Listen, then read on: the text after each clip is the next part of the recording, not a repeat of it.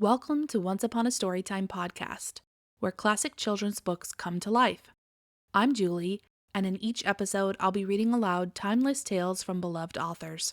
Whether you're listening at bedtime, during homeschool, or just love a good story, settle in and let the magic of storytelling begin.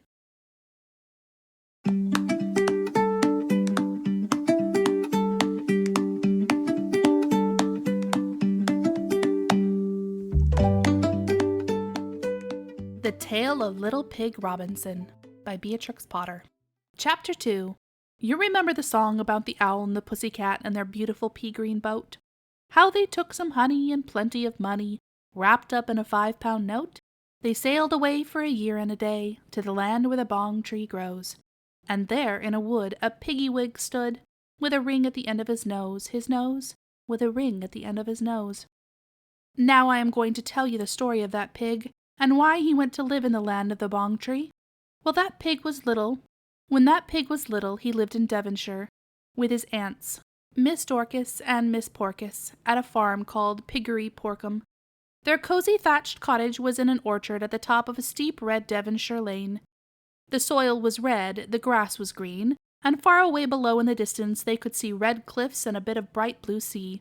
Ships with white sails sailed over the sea into the harbour of Stymouth. I have often remarked that the Devonshire farms have very strange names.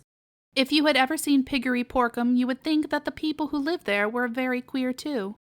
Aunt Dorcas was a stout, speckled pig who kept hens. Aunt Porcas was a large, smiling black pig who took in washing. We shall not hear very much about them in this story. They led prosperous, uneventful lives, and their end was bacon. But their nephew Robinson had the most peculiar adventures that ever happened to a pig. Little Pig Robinson was a charming little fellow, pinky white with small blue eyes, fat cheeks and a double chin, and a turned-up nose with a real silver ring in it. Robinson could see that ring if he shut one eye and squinted sideways. He was always contented and happy. All day long he ran about the farm, singing little songs to himself and grunting, wee, wee, wee. His aunts missed those little songs sadly after Robinson had left them. Wee, wee, wee, he answered when anybody spoke to him. Wee, wee, wee, listening with his head on one side and one eye screwed up. Robinson's old aunts fed him and petted him and kept him on the trot. Robinson, Robinson, called Aunt Dorcas, come quick. I hear a hen clucking. Fetch me the egg. Don't break it now. Wee, wee, wee, answered Robinson, like a little Frenchman.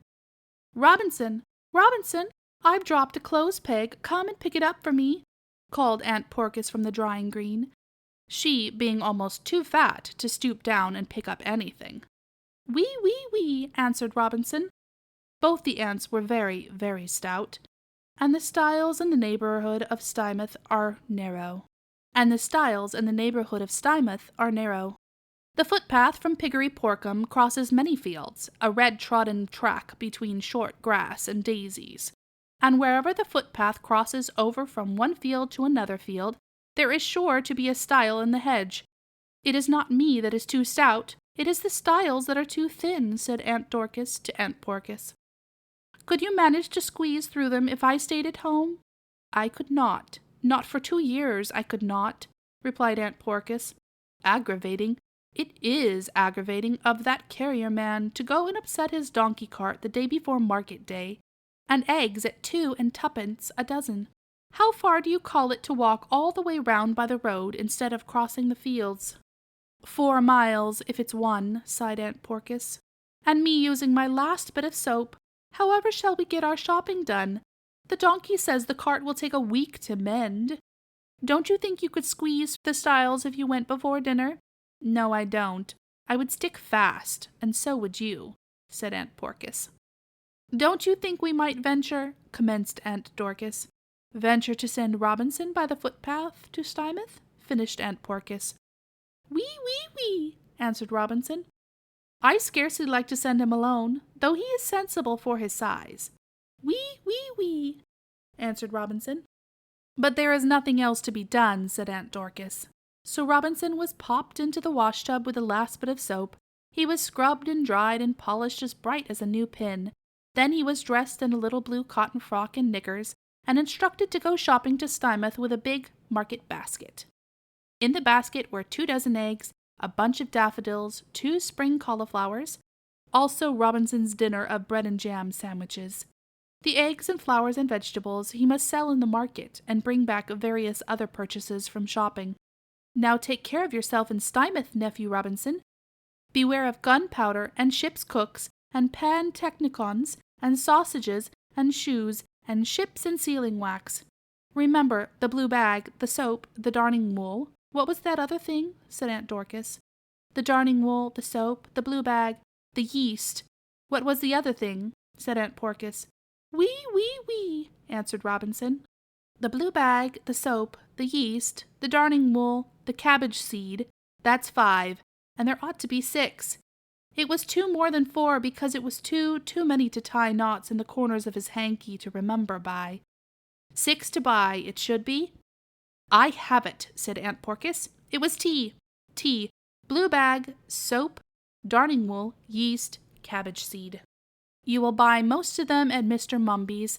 Explain about the carrier, Robinson. Tell him we will bring the washing and some more vegetables next week. Wee, answered Robinson, setting off with the big basket.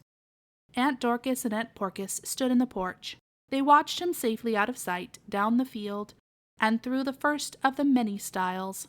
When they went back to their household tasks, they were grunty and snappy with each other, because they were uneasy about Robinson. I wish we had not let him go. You and your tiresome blue bag, said Aunt Dorcas. Blue bag, indeed. It was your darning wool and eggs, grumbled Aunt Porcas. Bother that carrier man and his donkey cart. Why could not he keep out of the ditch until after market day? You've been listening to the tale of Little Pig Robinson here on Once Upon a Storytime podcast. Come back next week for the next chapter. I've got so many more good books to share with you.